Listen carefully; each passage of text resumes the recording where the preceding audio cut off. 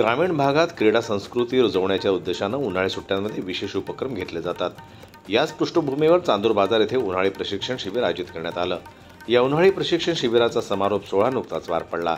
या कार्यक्रमाचं आयोजन महाराष्ट्र राज्य क्रीडा व युवक सेवा संचालनालय, पुणे जिल्हा क्रीडा कार्यालय अमरावती आणि सियाराम हेल्थ क्लब चांदूर बाजार यांच्या संयुक्त विद्यमानं करण्यात आलं। राष्ट्रसंत तुकडोजी महाराज नगर परिषद प्राथमिक शाळा चांदूर बाजार इथं आयोजित या समारोप सोहळ्याच्या अध्यक्षस्थानी राष्ट्रीय स्वयंसेवक संघाचे राजाभाऊ ढवळे यांची उपस्थिती लाभली। या प्रसंगी प्रमुख पाहुण्यांच्या हस्ते सर्व प्रशिक्षकांचा शाल आणि सन्मानचिन्ह देऊन सत्कार करण्यात आला।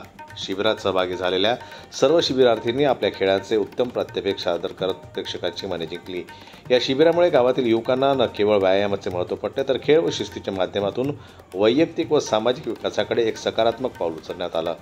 अशा प्रकारच्या उपक्रमांमुळे ग्रामीण भागात क्रीडा संस्कृती रुजवली जात आहे।